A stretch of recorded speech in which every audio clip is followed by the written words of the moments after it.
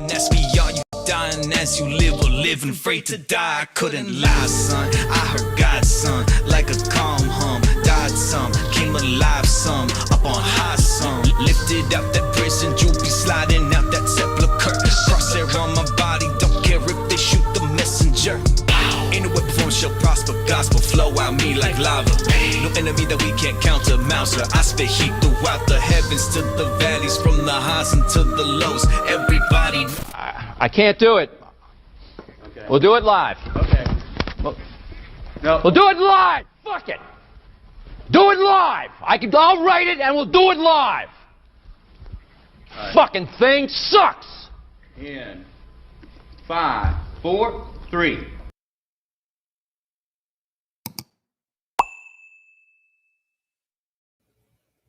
Hello, everybody. Let me say hi to the chat. Hello, Black RG, Steve Zippos. Hi, Meatball. Hi, Jenny Lee. Hello, Nemesis and Hades. Hello, Celestial Wonders and Parsons. Thank you. And who else did I miss? Disenchanter. Hello. All right, guys. So today we are going to be discussing the late Doug Kramer. This is not a deep dive into his work. This is to discuss the circumstances around his death. And hello, Wes H. and Carl Hassel. And hello, Anthony Kimball. Good afternoon, my third eye and fig tree. Hello. Thank you guys for being here. Chad Head, hello. I've asked the moderators to keep the chat open unless somebody gets real fucky. Okay? And for those who may not understand my reticence with all of this, I guess you would have to be there, but at some point I am going to drop in the links to the previous streams when all of this stuff went down, because there was a lot of people in the ex-Scientology community that were really fucking nasty for people just asking questions. So I expect the chat to be respectful. Me, I might pop off a little bit because I'm not such a baby on YouTube anymore, but I'm going to go ahead and run the intro and then we're going to get into it.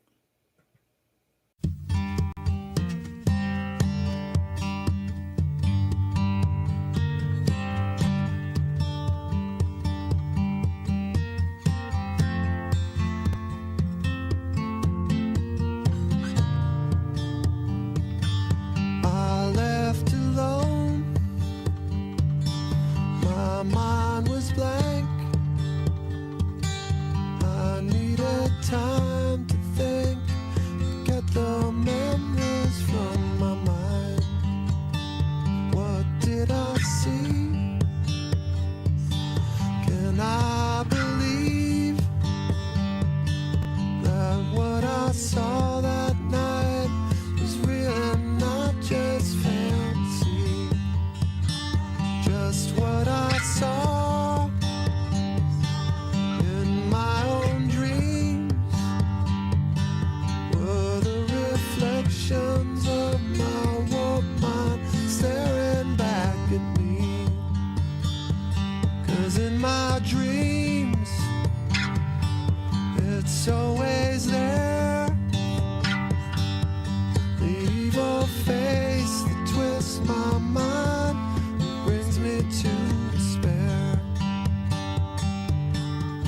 666, the number of the beast. Hell and fire respond to be released.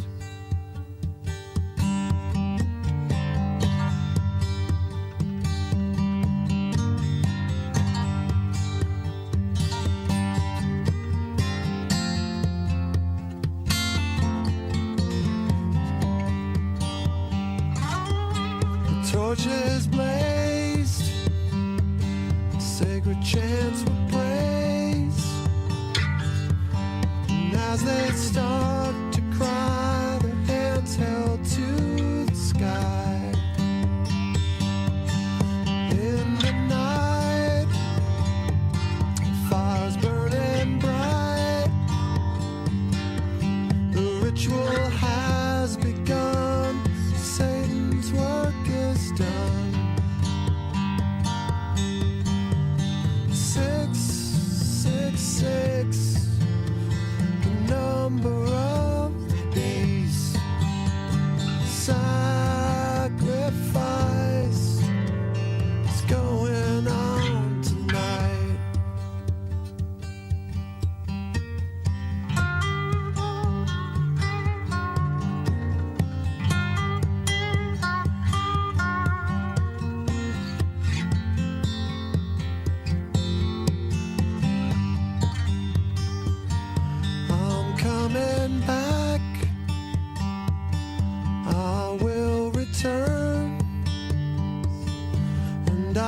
I'll possess your body and I'll make you burn. I have the fire, I have the force, I have the power to make my evil take its course.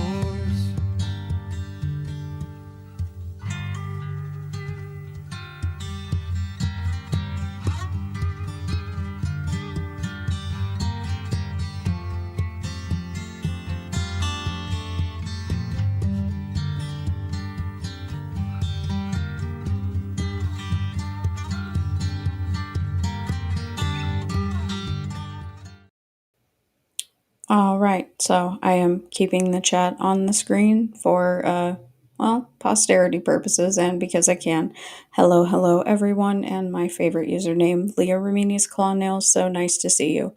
So, what I would like to go ahead and start out with is the official documentation, which I thought I had pulled up, but clearly I did not. So give me just 1 second because thankfully, someone who will remain unnamed ordered the death investigation summary for Doug Kramer. Okay, we're going to go through it. So, for those of you that, I don't know, if you're going to be emotional, whatever, it's not my problem. Okay? Because again, I'm going to be dropping the links to the show previously where all you motherfuckers bullied me, Parker, and another person who, if they want to be named, they can show up in the chat. But let's go ahead and let's get into it. So, here we go. Death investigation summary. This is, I have not redacted anything. It's whatever they redacted. Obviously, decedent name, Douglas Scott Kramer, medical examiner case number, date of examination, so pronounced date and time, December 11th at 8:10 p.m., date of the examination, the following day. Here we go. Cause of death, A, arteriosclerotic cardiovascular disease. We're going to talk about that. Other significant conditions, cigarette use, manner of death, natural. Completed by Kevin Young, December 12th, 12:30 p.m. He was found at 8:10 p.m. and in less than 24 hours this was completed. So, right here. Cause of death, again, arteriosclerotic cardiovascular disease. Contributing conditions include cigarette use. Manner of death is natural. Unique identifiers. There we go. This is all kind of basic information, right? Now, form sections that are all filled out, okay? External exam, postmortem, all of that stuff. Radiology reviewed, none. Organ tissue donation, none. Mortuary preparation, none. External exam, general, appropriately developed, race Caucasian, male, weight, height, not going to go through all that. Extremities, well developed. Skin without significant pathologic finding. Scars, none. Tattoos, none. Hair, short. Facial hair, none. Hair color, brown and gray. Eye color, blue. Sclera, anecteric. Conjunctival petechiae, not identified. Facial petechiae, absent. Ears, unremarkable. Nose, unremarkable. Oral cavity, good dentition. Frenulae and mucosae, intact. Neck, normal. Chest, normal. Abdomen, normal. Back, unremarkable. Male genitalia, obviously. Evidence of medical intervention or therapy at the exam, none. Postmortem changes, livor mortis fixed, except in areas exposed to pressure. Color, red. Location, posterior. Rigor mortis, altered. External decomposition changes, drying. Evidence of traumatic injury, none. Examination procedures and ancillary testing, photography taken, none. Clothing reviewed by DME, no clothing. Histology key, not applicable. Ancillary testing, none. Now, what this is, I do not know. I do not know what this mark is. There are no descriptors as we have just read, right? Okay, so right here, this is the investigative summary report. Apparent mode, natural. Condition, early decomposition. Mark type, tattoo. I thought that the skin just said that there was nothing on there. Am I going blind? Or am I losing my mind? Did it not just say that he had no tattoos on his skin? But yet it says right here, tattoo, left lower leg, animal head and or symbol. Relationship, right here, pending by, date, December 11th, 2023. Okay, here is all of this. Place of death, place found, residence. Doug is dead. No, this is not meant to disrespect him. This is in honor of him, but that was his address. So, DOD 12/11/2023, time 8 p.m. Found or pronounced by LAFD RA78 Bowerline. Other agency involved officer LAPD Van Nuys. There's their phone number, transported by, date, time, all of that, fingerprints. Yes, clothing, yes. Wait, I thought that there was no clothing. Did it not just say that there was no clothing? I'm fucking confused. Medical evidence, no. Investigative photos, 40. Physical evidence, no. Suicide note, no. Property, yes. Hospital report, no. Hospital chart, no. Okay, great. I love all this confusing information. Form 1 only. The decedent is a 50-year-old Caucasian male with an apparent medical history of heavy tobacco smoker. The decedent was last known alive by his mother approximately 10 days ago. The decedent's mother was unable to get in contact with the decedent recently and called the property manager for a wellness check. Management noted the decedent's mail was piling up and were unable to reach him, so they called LAPD for a welfare check on December 11, 2023 evening. Officers responded to the residence and management provided a spare key from a lockbox for access. Forced entry was only made for the front door security chain. Officers discovered the decedent unresponsive and supine in bed. LAFD RA78 responded and paramedic Bowerline determined death at 2010 hours. The decedent had some early signs of decomposition. There were no apparent signs of foul play or external trauma. No drugs, alcohol, or medications were found at the scene, just some marijuana and cigarettes. Wouldn't marijuana be considered a drug, even if it's legal for medical purposes or recreational? Just some marijuana and cigarettes? If you want a copy of that document, you will have to take screenshots of it because I'm not uploading it. Because this is we're still making some inquiries into this. Doug didn't show up for that stream, what was it, Sunday or Monday? Right? I think the rough timeline was about 8 days. So can anyone explain to me in a logical way how you could be determined to have died a natural death when the death was unattended, allegedly not witnessed? There was marijuana there. There's no talk screen. And they've diagnosed his death as arteriosclerotic. Here's the thing that people don't understand, and I'm not a doctor, nor do I play one on TV, but I am a nurse. And I've had to be there and assist with pronouncing a lot of deaths, obviously, in the hospital. There are different policies, and these policies vary by state, right? Depends on the law. You do not die of arteriosclerotic disease. You can die of the effects of arteriosclerotic disease as well as the effects of cigarette smoking. A couple of those things would be a stroke or a heart attack. We don't know what happened to him. So people saying that we're not allowed to ask questions and that Doug just died from smoking, grow the fuck up. It's disrespectful. I would also like to know how the coroner determined that it was natural when Doug was in a state of early decomposition, according to the medical examiner, by the time that they arrived. We don't know when he died.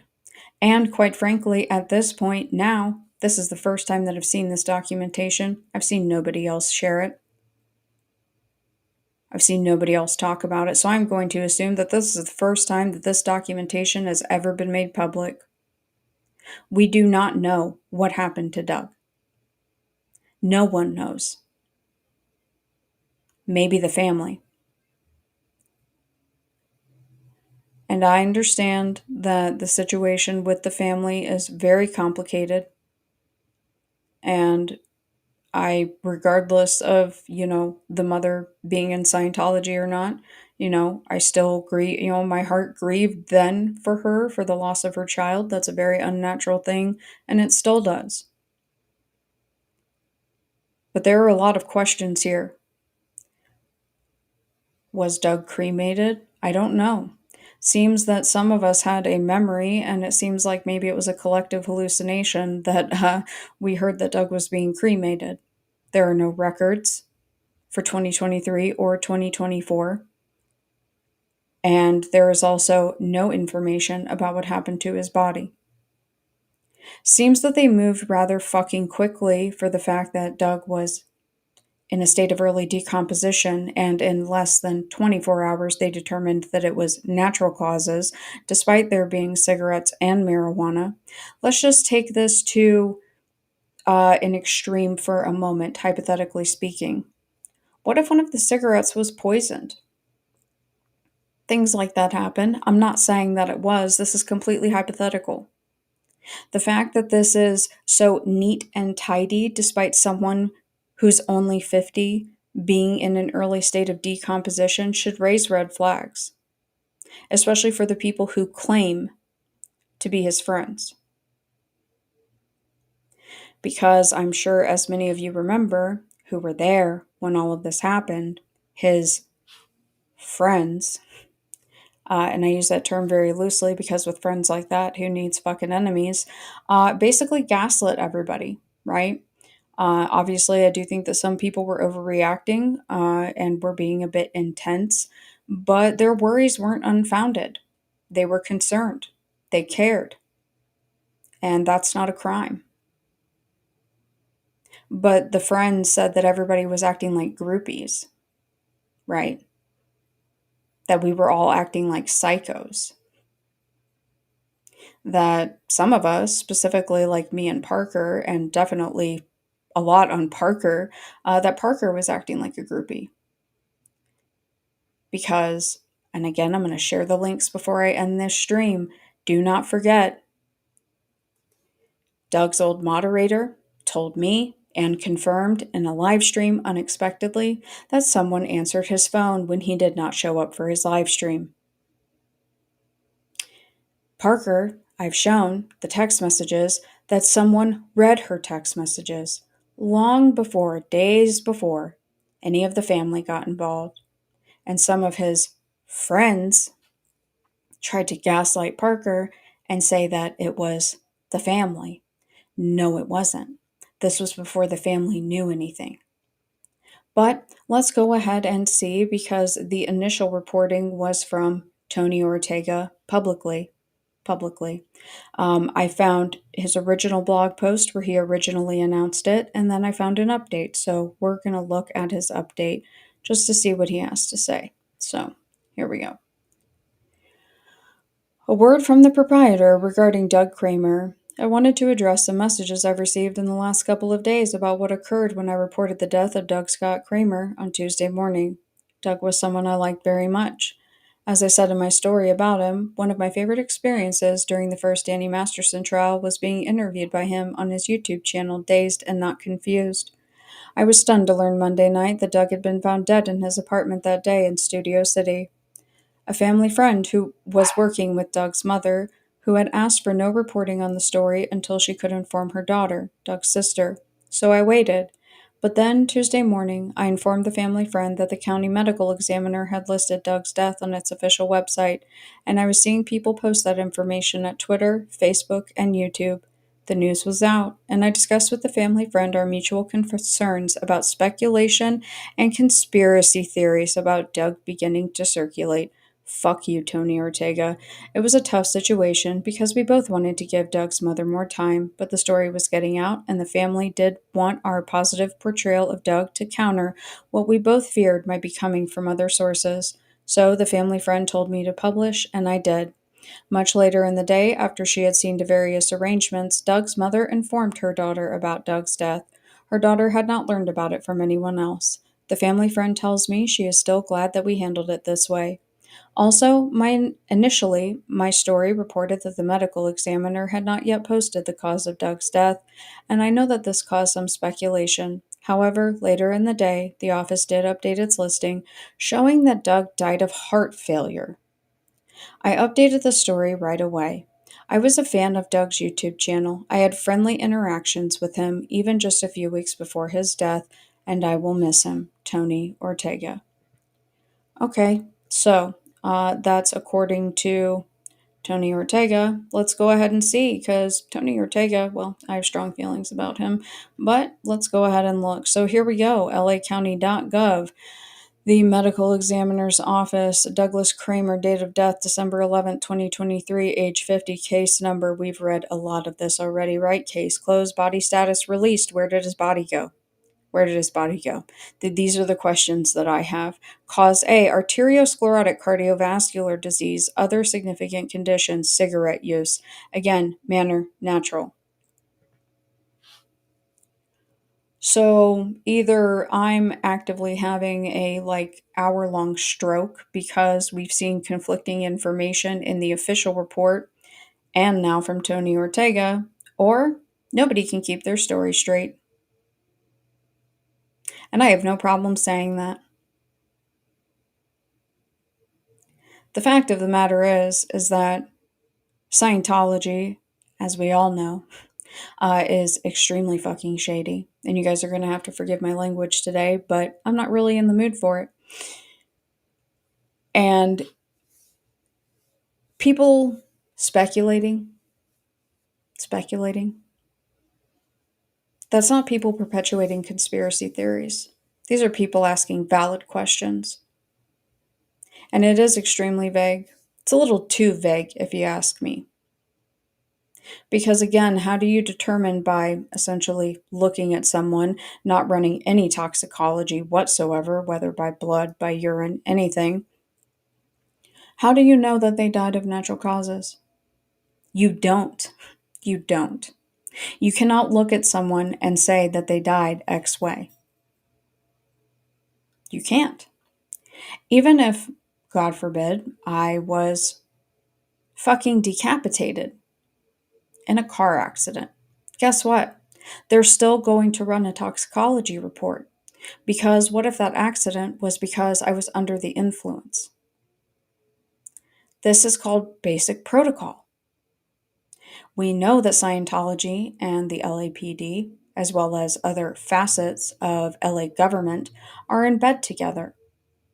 Am I placing blame on any one person specifically? No, not necessarily. Not in regards to the handling of once Doug was found. However, in regards to his friends, you guys can fuck right off. All of you guys who did all of that to anybody who asked questions. Because there were a few different narratives that were going around. But first, let me go ahead and drop the link in. That way. So that is the live where Doug's moderator came into my live chat as I was showing the screenshots from Parker. Because for those who don't know, if you haven't been around here, welcome. Glad that you're here. And sorry you're getting all the tea. But Parker used to not like me. Surprise. We're, sisters now, love her to death, but she used to not like me. And apparently her and Doug had some words about it, because even though me and Doug had exchanged very unpleasant words, and I will regret it forever, the last things that, I said to him specifically, I don't hold what he said against me. They shared words. And he said, no, I respect the work that she does. And I respected the work that he did. You can see it right there. His moderator, former moderator, came into my chat and confirmed what she had told me privately, that someone answered the phone. And then, as all of the ex-Scientology community started to come online and started to guilt trip and gaslight everybody, then she walked her story back. Sorry, my allergies are driving me freaking nuts. Now, let me give you the next one, because this is the video that me and Parker put together of an unheard conversation between her and Doug, because they were working on a project. They were working on a lot of Son of Sam and Manson stuff. Don't you guys think that it's interesting that Doug was... John Atack doesn't count, let's be real. Okay, John Atack simps for the CIA. Don't you think it's odd that Doug was the only person out here in this milieu discussing the process, discussing the Son of Sam, discussing Scientology in a critical, serious way? And people paint him still to this day. I have all the screenshots. I have two full drives ready. If any of his friends want to show up and get weird, I'll start busting them out. I have stuff from these discords, these SPTV discords, where people are sitting there calling him a conspiracy theorist and all this nonsense. Doug was smart. Doug was questioning things. And he certainly doesn't, need my approval. But the fact that his friends still, to this very day, at least as of, 4 or 5 months ago, still sit there and say these kind of things about him. Like I said, with friends like that, who needs enemies? Now, what I am going to do with the... Oh, Anthony Kimball, that is, that's a bold story that I don't even know if I want to summon that name, because I don't... How about this? I'll tell you what, because it's popping up on the screen, so it's not like it's going to hide. I don't know if I mentioned it on the live stream that I did, because obviously that was coming up on 2 years ago now. I found out that night before it was all over the internet, because they called me. And I was asked to keep it quiet, which I did. Allegedly, that phone call was placed from Alonzo. Allegedly. I was asked to keep quiet, and I'm glad that I did, because, it did kind of feel like a setup, to see if I would say anything. And while the thought is on my mind, I'm going to just go ahead and say this once without uttering the name of the person who claims to be doing this. There's no one out here carrying the torch for Doug. And if you're claiming that you are, you're very confused. Okay? Because the things that Doug was focusing on, you have no idea what you're talking about. I could sit here and quiz you if you would like, but I know that you would fail. So let's go ahead and let's look at some of the policies of LA County. Okay? So here we go. Just to show you guys that, I'm not pulling this out of my butt, right? I'm not going to read the entire thing, but reportable deaths. And again, he was alone, without medical assistance, during the continued absence of the attending physician and or surgeon, where suicide is suspected following an injury or accident, under such circumstances as to afford a reasonable ground to suspect that the death was caused by the criminal act of another. Violent, sudden, or unusual deaths. Unattended deaths. Deaths wherein the deceased has not been attended by a physician in the 20 days before death. Deaths related to or following known or suspected self-induced or criminal abortion. Obviously not relatable, but not going to skip over it. Known or suspected homicide, suicide, or accidental poisoning. Deaths known or suspected as resulting in whole or in part from or related to accident or injury, either old or recent. Due to drowning, fire, hanging, gunshot, stabbing, cutting, exposure, starvation, acute alcoholism, drug addiction, strangulation, aspiration. SIDS, obviously not relatable here. Whole or in part occasioned by criminal means. Associated with a known or alleged rape or crime against nature, obviously not related. These are prison, occupational hazards, state mental hospitals, state hospitals, and again, criminal act right here. These, every single one of those is a reason that this should have been questioned. And every single one of those that are applicable to this situation, because we do not know what happened. And I'm not out here running around, so I don't want to see it. I don't want to hear it. That I'm sitting here saying that somebody murdered Doug. I'm not saying that.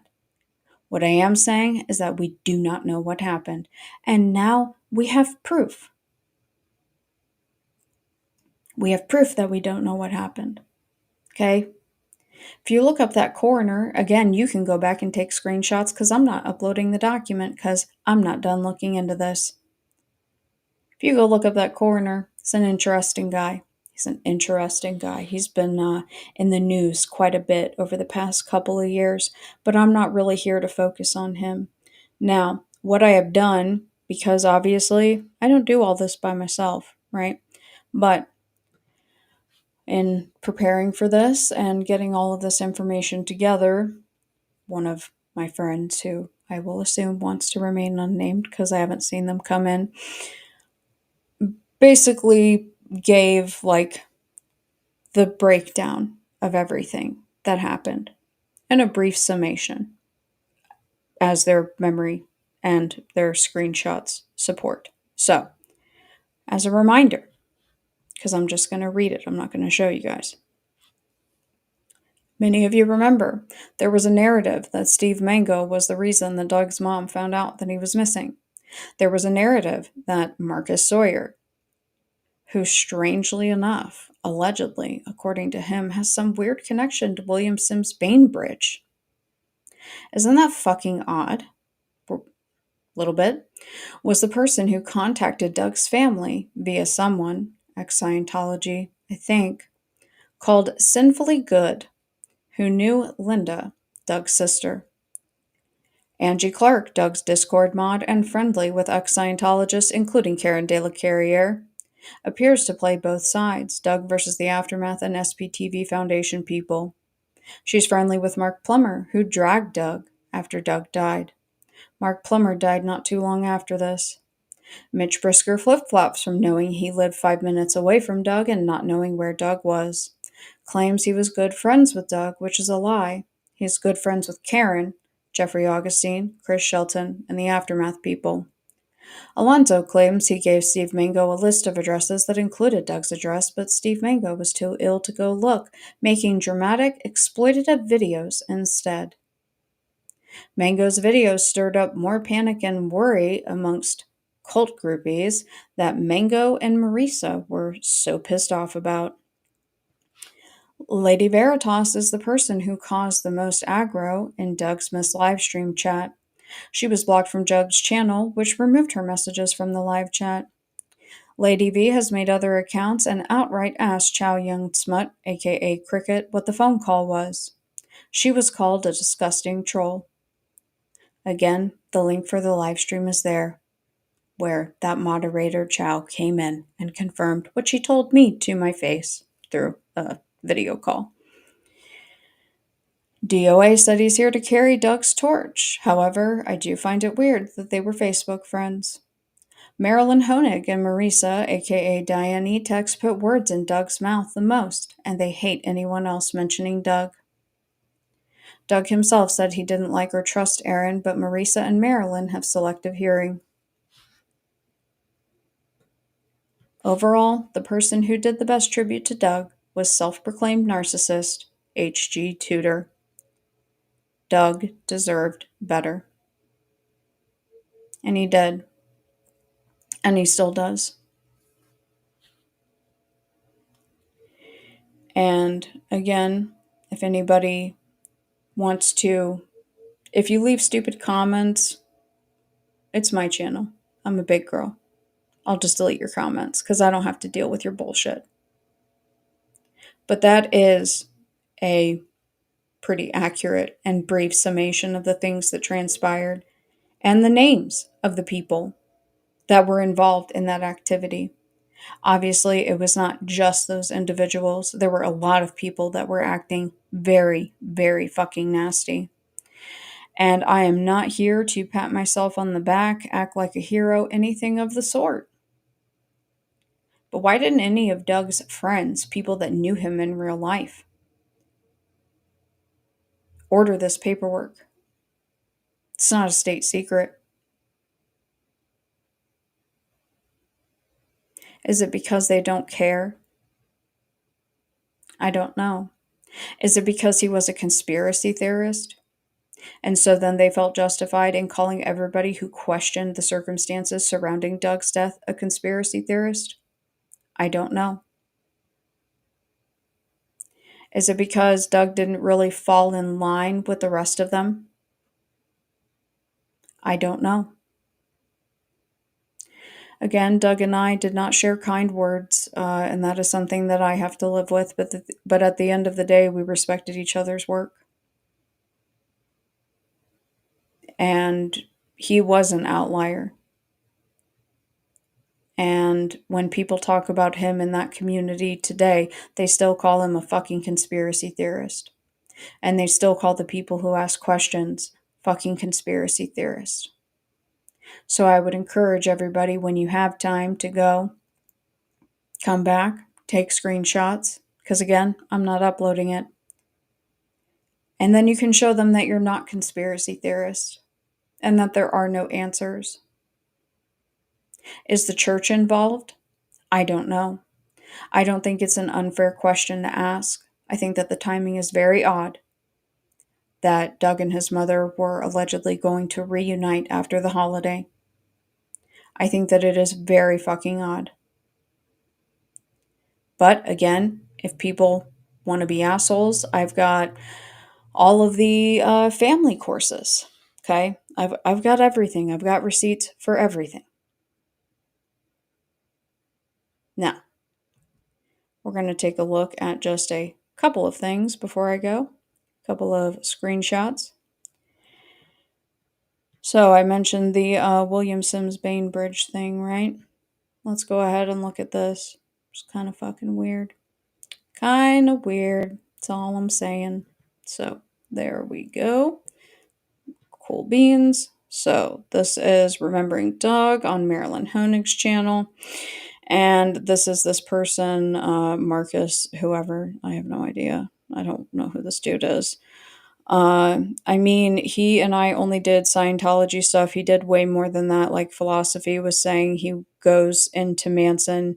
He went into the Process Church, which there's an interesting weird little connection with me and gaming in the Process Church, because one of the guys that infiltrated that church that they pulled out in the late 70s, William Sims Bainbridge, was researching in a game I was playing for digital, and I am Conversion and Divergent in Digital Worlds, and it's like a college book somewhere, but like he was involved in the Process Church, and I was a Scientologist at that time. In those 20 years, I was still thinking, and I was also experimenting with the tech and seeing, how it affects people, and basically like a lab rat and all of the people that I played with and the guild, but it, blah, blah, blah, blah, blah, and that just cuts off. So, there's that. And I don't care who you are. I don't care what your excuse is. You cannot tell me that that is suspicious. Okay. This individual also said something else really weird. So let's just take a peek. Let's just take a peek. There we go. Okay, so this is from, let's see, December 18th, 2023. He didn't want to be alive. He wasn't going to, I don't have the transcript. But why would this person say that sitting here? Hmm? Anybody else find that odd? Seems that this individual, who allegedly there was some beef between them, don't know all the history of it and don't really feel that it's necessary to go into it. But isn't that kind of odd? They seem rather confident in their assertions. Wonder if it has anything to do with the process, right? Since Doug was really the only ex Scientologist that talks about it. Now, the last thing that I'm going to show is from one of these discords. And I'm not going to give the whole backstory, but I'm just going to show the baseline knowledge of the ex Scientology community, in regards to the topic that I personally specialize in. Okay. Um, and this is what these people run around and say behind the scenes. And they think that they know the topic, they think that they're smart. I would disagree. Okay, so from Japan of Green Gables. Basically, if you aren't familiar, the Process Church was an early squirrel group in the 60s. There were rumors that Charles Manson was a former member and that they had ties to the Manson murders. Nothing I know of to substantiate this, but there is an FBI file on them because two members of the Process Church showed up to the LA field office and said, "We heard you wanted to speak to us about the Manson murders. We were not involved." Well, showing up to the FBI's office and telling them you were not involved in a murder is a good way to get investigated by the FBI. Wow, you really don't know what you're talking about. A source told the FBI that the Process Church was either a cell or a splinter group of Scientology and acted as the Church of Scientology's enforcement arm as muscle. The first person who posted seemed to think the latter part was true as well, or at least there was a real official connection between the two beyond just being a squirrel group. The front facing consensus seems to be that Hubbard and Scientology spread the Manson rumors to discredit them since they stole the tech. They also were not really like a Scientologist church anymore. They stole TRO and the rest was not Scientology. No propaganda there, just provable truth. Well, whoever you are, Japan of Green Gables, you are ill fucking informed. And I have proven that. So, if you would like more information about this topic, please feel free to go ahead and look through my channel. If you look through one of the recent streams, the Process Dialogues, you will see the Process's version of body thetans. I bet you don't know what that is, do you? And also, they were already being investigated internationally for things that were happening in the UK and things that were happening in Mexico. But clearly, you guys just don't know what the fuck you're talking about. And because you don't know what you're talking about, and because the ex Scientology community is full of bullies, you guys shame people, gaslight people, act like you know more. You don't. And then cut people off.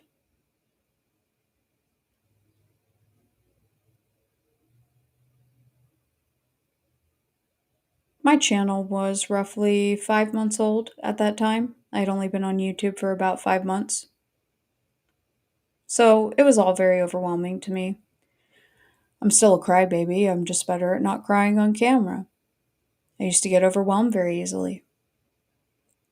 Oh, thank you so much for the super chat, Michael Levine. I appreciate that. Thank you. It's very kind. I was still a baby then. And you guys were much easier to feel intimidated by. Now, I don't give a fuck. Okay? I do not care. If people want to have thoughtful engagement and thoughtful conversation and respectful conversation about this, even if we disagree on other things or have disagreed on other things in the past, I'm okay with that.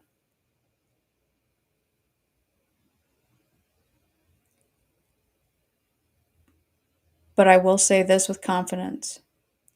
I'm not going to ask for an apology for myself, the one person who is unnamed. But the people that need to apologize would know exactly who they need to apologize to. That person and Parker deserve an apology, a public apology, for calling them groupies. I don't care that you called me a groupie. Again, I don't give a fuck about an apology. I think you're all pieces of shit, quite frankly, and I want nothing to do with you. But Parker deserves an apology for the way that she was treated, the way that she was gaslit, the way that she was disrespected, the way that she was ganged up on. And the fact that the ex-Scientology community just turned around and acted like none of this happened. Shame on all of you. Thank you, Power Lies. I appreciate that very much. Thank you. And Alex Ifenia, yeah, no, I don't want anybody to feel torn between me and Doug's work. One of the last things that he said to me, he called me a bitch. I talk about it in that stream that I posted. We did not get along. There were some external factors, and I don't feel good about the things that I said to him either. I don't hold that against him. The, one or two times that I did talk to him on the phone, he's a nice guy. And he was smart, and I respected his work because he was the only person that was talking about this stuff. There's nothing to feel torn between. You can share bad words with somebody or disagree with somebody. Somebody could even not like you, and you can still respect them. You can still honor their memory. Because Doug respected the truth. And I respect the truth. I don't give a fuck about the popularity contest within the ex-Scientology community. It's irrelevant to me. If you haven't noticed, I haven't discussed any of them at all in quite some time. Why? Because if you just cut the oxygen off, and I'm talking about that community and anything adjacent to it, including the protester community, if you cut the oxygen off, it just kind of fades and dies on the vine. And then you're able to keep your sanity.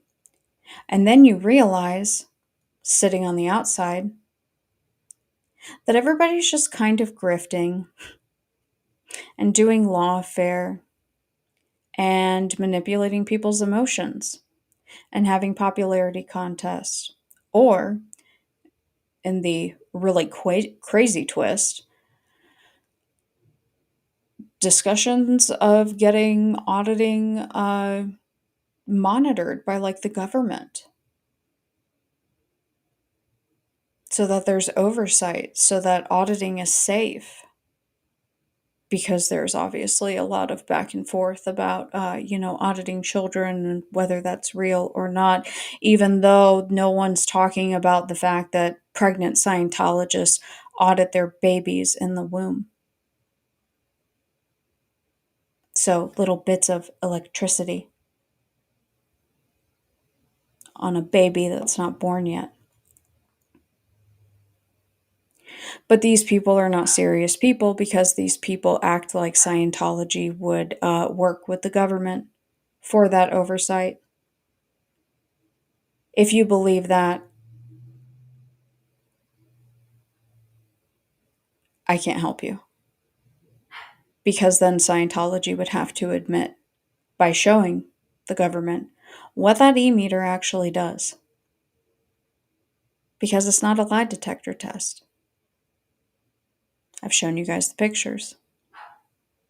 the cooked steak. And that's why I like Power Lies work, because Power Lies talks about it.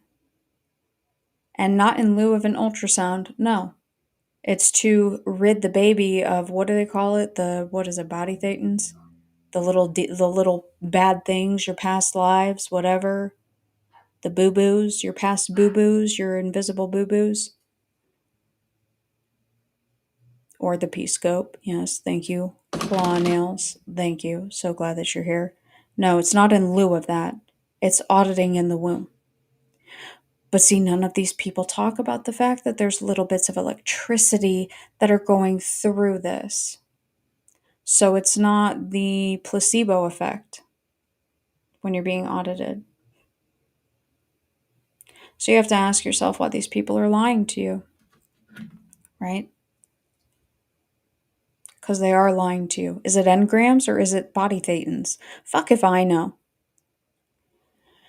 I try to keep track of some of these things, but I also don't want it to become like a second language to me, unlike some other people out there who are allegedly never ends, who talk the Scientologies, and you can't tell the difference.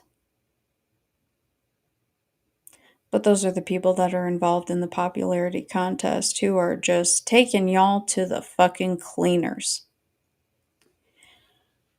But I've chosen my sanity over all of that, and self-respect and dignity, as much as I can have with a face tattoo, right? And I've decided to focus on things that are more important. But this is something that is important. Doug mattered. His life mattered. His work mattered. And the very strange, conflicting statements and stories surrounding the circumstances of his death and the week that he was missing mattered. That does not make me or anyone else a groupie. That does not make me or anyone else, what do people call it? The parasocial relationship, some stupid fucking trigger word that somebody heard once and now they won't shut the fuck up. That doesn't make it parasocial. People are being inquisitive because they care. I'm not saying that there aren't some stands out there, right? There are definitely stands out there. However, it matters. Something is very wrong here. Do I know that we're going to get to the bottom of it? I have no idea. But if I do get new information, I will be doing a follow-up to this. Because again, I'm still inquiring into this now that I have all the information that I need to get the ball rolling. I think one last question that I'll probably end off with here.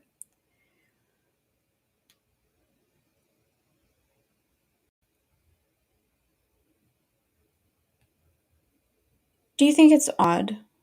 Because I do, so it's more of a rhetorical question. Some of these people, specifically people who are claiming to carry the torch for Doug, but they can't explain properly what the process is, right? If you're carrying the torch for somebody, why don't you take some of that money that you're getting, an exorbitant amount of money? Why didn't any of you guys go and get this? I'm not talking to my chat. I'm talking about the X community as a whole. Because, see, Parker wasn't in the X community. The other person, they're not an X, but they were a fan of Doug. And I certainly was not an X. Parker is not an X. Why is it these outliers of people that are not even involved in your own fucking community? You guys eat your young. And you have no problem taking people's money. You also lie and deceive the public about the e-meter. You guys sit here and do, whether it's celebrity or like your personal trauma and your personal horror stories, so many things that can't be verified. And you guys sit there and just piss and bitch and moan and argue with each other and get everybody riled up. And it's team this person and team that person. Why didn't anyone stop and pay the under $50 to get this? Some of you guys live out there. You could have driven there and gotten a copy. Because here's the thing that doesn't translate for me. Some of you claim to be so fucking scared of Scientology, scared of the fair game, but you seem real comfortable hanging out outside of the building and being in places where Scientologists frequent.